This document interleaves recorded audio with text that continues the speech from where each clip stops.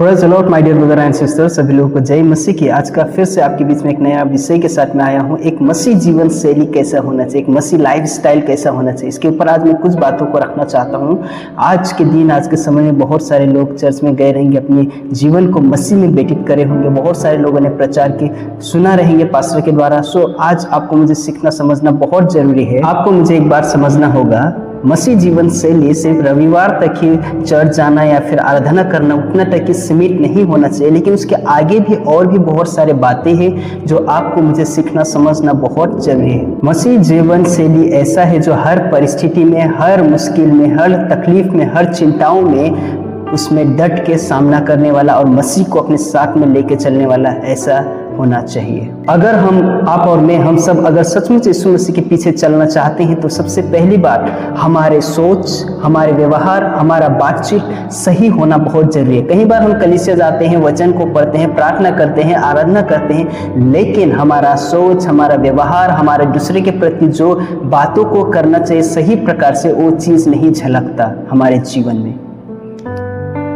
मसीह life style बाहर की दिखावट नहीं है, लेकिन अंदरीकरण से होना बहुत जरूरी है। आप चर्च जाते हो, कलीसिया जाते हो, बाहर के लोग देखते हैं, लेकिन आपका जीवन सही नहीं है, कुछ मतलब नहीं बनता है। आपको मुझे समझना होगा, पहला कोरिन्थियों 5:17 क्या कहते हैं? यदि कोई मसीह में है वह नया सृष्टि है, पुरानी बातें बीत जाती है और नई बातें आती है। नई बातें में क्या क्या होनी चाहिए और पुरानी बातों को हमें क्या क्या छोड़ना चाहिए, आपके बीच में रखना चाहता हूँ।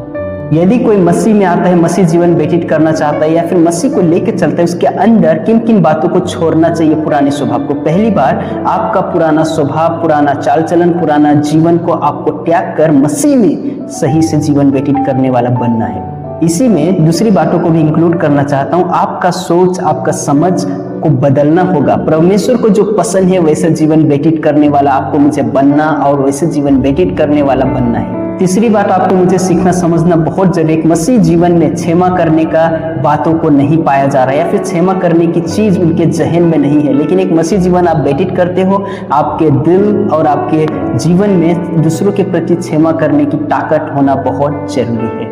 चौथी बात आपके जीवन में पाए जाना बहुत जरूरी है। पवित्रता की खोजी में रहो, पवित्रता की जीवन जीने की प्रयास में रहो, या फिर पवित्रता आपके जीवन में देखने वाले लोग पसंद होते हैं। पवित्रता की खोजी में रहो। जब आपके जीवन में पवित्रता रहता है, पवित्रता में आप जीवन व्यतीत करते हो, तो आप दूसरों के लिए एक अच्छा नमूना बनते हो और दूसरों के जीवन को अच्छी तरीके से आप लीड कर सकते हो या चला सकते हो और दूसरों के लिए एक अच्छा नमूना बनकर उनके जीवन को बदलाहट में ला सकते हो। सो हमारे अंदर, हमारे जीवन में पवित्रता होना बहुत जरूरी है। दूसरी बात, आप